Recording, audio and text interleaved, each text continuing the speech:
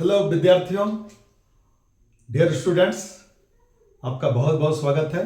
तो आज मैं आपको पार्लियामेंट संसद के बारे में बताऊंगा। संसद का निर्माण कैसे होता है, संसद क्या है, कैसे संसद चलता है, संसद में कौन से लोग रहते हैं, उनका चुनाव कैसे होता है और सभी जो अंग हैं संसद के 3 अंग वो क्या क्या काम करते हैं, सब मैं विस्तार से आपको बताने जा रहा हूं। जो जूनियर क्लासेस के जो विद्यार्थी हैं क्लास 6 टू क्लास 10, उनके लिए यह बहुत ही उपयोगी है आज का क्लास, क्योंकि ये बेसिक कंसेप्ट है जो आपको एकदम क्लियर रखना है। और जो हमारे एस्पायरेंट्स हैं कॉम्पिटिटिव एग्जामिनेशंस की जो तैयारी कर रहे हैं, उनके लिए भी इंडियन पॉलिटी का ये पार्ट जो है बहुत ही इंपॉर्टेंट चैप्टर है, बहुत ही इंपॉर्टेंट पार्ट है। उनको घुमा घुमा के क्वेश्चन इसमें से पूछा जाता है और विद्यार्थियों, आपको विश्वास नहीं होगा कि आप जानते हुए भी आप उलझ जाते हैं। आपको सब पता है, लेकिन चूंकि वर्ड का हेर फेर है जिसके चलते आप कंफ्यूज होते हैं। तो मैं वो कंफ्यूजन आपका दूर करूंगा आज इस क्लास में। तो आइए हम आगे बढ़ते हैं। तो हमारा पार्लियामेंट, ये भारतीय संविधान में पार्लियामेंट आर्टिकल 79 में इसका उल्लेख है। आर्टिकल 79 ये कहता है कि there shall be a parliament, मतलब भारत का संसद होगा, एक संसद होगा। तो पार्लियामेंट कैसे बनेगा? तो पार्लियामेंट के 3 अंग होते हैं। पहला प्रेसिडेंट, दूसरा राज्यसभा, प्रेसिडेंट, दूसरा राज्यसभा और तीसरा जो हमारा है वो है लोकसभा। तो आप जानते हैं कि ये 3 चीज जब मिलेंगे तो बनेगा पार्लियामेंट। पार्लियामेंट संसद कहां है? दिल्ली में, पार्लियामेंट भवन। और इसमें जो लोग रहते हैं वो कौन लोग हैं? तो वो मेंबर ऑफ पार्लियामेंट, एमपी कहलाते हैं। याद रखिएगा कि राज्यसभा में भी मेंबर ऑफ पार्लियामेंट होते हैं और लोकसभा में भी मेंबर ऑफ पार्लियामेंट होते हैं। आर्टिकल 79 के बाद आर्टिकल 80 जो है वो हमारा राज्यसभा के लिए है, आर्टिकल 80, और लोकसभा के लिए आर्टिकल 81। 3 आर्टिकल आपको मैंने याद करा दिया। पार्लियामेंट 79, राज्यसभा 80 और लोकसभा 81। कहीं कोई कंफ्यूजन आपको नहीं होना चाहिए। तो राज्यसभा को यहां पर काउंसिल ऑफ स्टेट कहा जाता है। क्या कहा जाता है?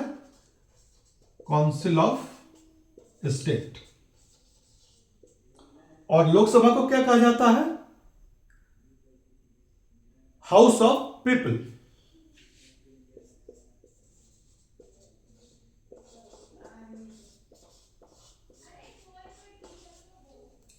प्रश्न ये उठता है कि राज्यसभा को हमारे संविधान में ऊपर अपर हाउस कहा जाता है, ऊपर का सदन, अपर हाउस,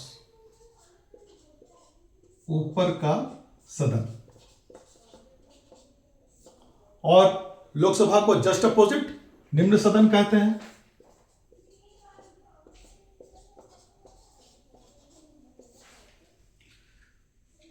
तो आप देखिए, राज्यसभा के लिए जो मेंबर ऑफ पार्लियामेंट होते हैं इनका चुनाव कैसे होता है? ये जो मेंबर ऑफ पार्लियामेंट है ये जनता के द्वारा नहीं चुने जाते हैं, ये इनडायरेक्ट रूप से आते हैं, इनका निर्वाचन होता है।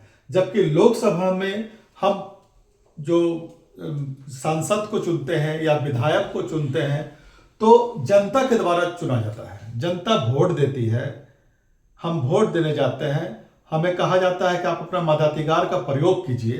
तो हम अपना मताधिकार का प्रयोग करते हैं और हम अपना मेंबर ऑफ पार्लियामेंट को चुनते हैं या member of legislative assembly MLA को चुनते हैं।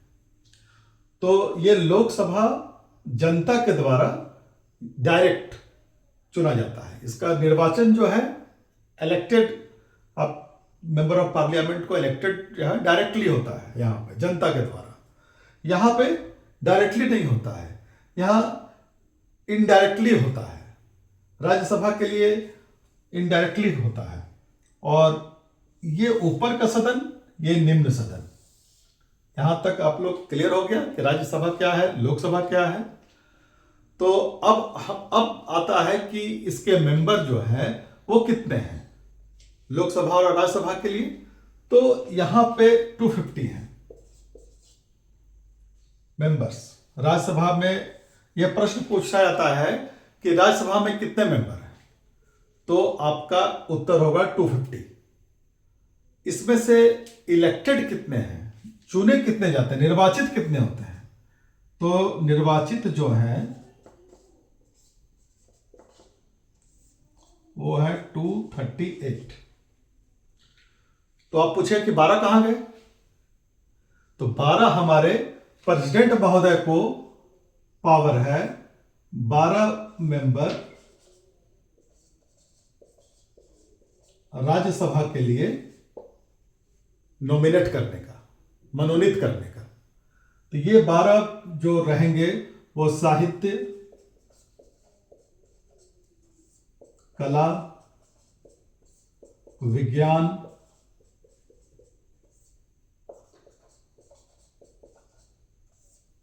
समाज सेवा, इन सभी क्षेत्रों से 12 मेंबर चुने जाएंगे और वो 12 मेंबर यहां पे आ जाएंगे। तो ये 250 का आंकड़ा पूरा हो जाता है। ठीक इसी प्रकार से अब हम यहां आते हैं लोकसभा में। तो लोकसभा में भी अधिकतम जो है वो संख्या है यहां पे 545, 545। अभी अधिकतम की मैं पहले बात करूं कि अधिकतम जो है यहां पे वो होते हैं 550। माने 550 से ज्यादा नहीं हो सकते हैं।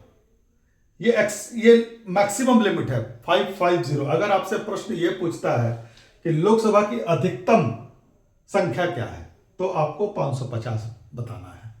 550। वर्तमान में कितनी है, वर्तमान में 543।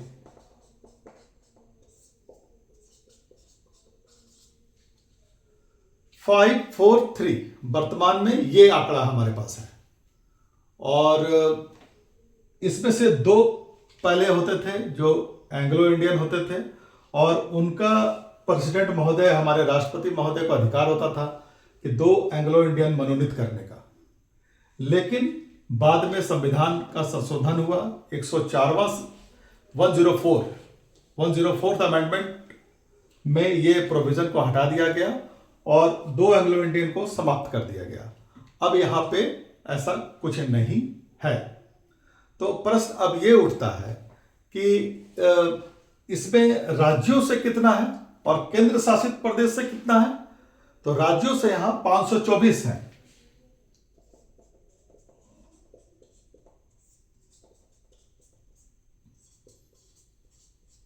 यह आंकड़ा है राज्यों से 524। स्टेट का जो मेंबर ऑफ पार्लियामेंट जो आएंगे वो 524 आएंगे।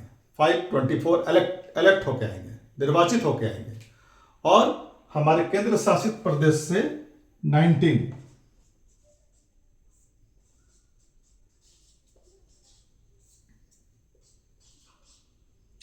तो देखिए आपका ये आंकड़ा मिल जाएगा 543 का। तो अभी वर्तमान में यही है। प्रश्न ये पूछता है कि लोकसभा में वर्तमान, तो 543। लोकसभा में अधिकतम कितने सदस्य होते हैं, 550, 550। ये आपका आंकड़ा है। इसी पर हम लोग प्रश्न बनाएंगे और आपसे पूछेंगे, आप जवाब दीजिएगा।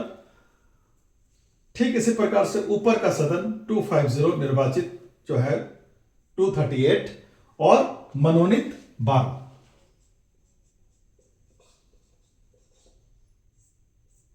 राष्ट्रपति महोदय के द्वारा मनोनीत 12 हो गए। अब जो है पार्लियामेंट का आपका रूप आ गया। तो अब पूछता है यहाँ पे कि ये कार्यकाल क्या है, ड्यूरेशन क्या है, जो मेंबर ऑफ पार्लियामेंट होंगे उनका ये लोग कितने दिन के लिए होंगे। तो राज्यसभा में जो ये आर्टिकल 83 है, आर्टिकल 83 अनुच्छेद 83, ये ड्यूरेशन की बात कहा गया है कि ये राज्यसभा में कितने होंगे। तो राज्यसभा में जो ड्यूरेशन होगा, कार्यकाल 6 वर्ष का होता है। और लोकसभा के लिए आपको पता है हर 5 साल में इलेक्शन होता है, 5 ईयर्स।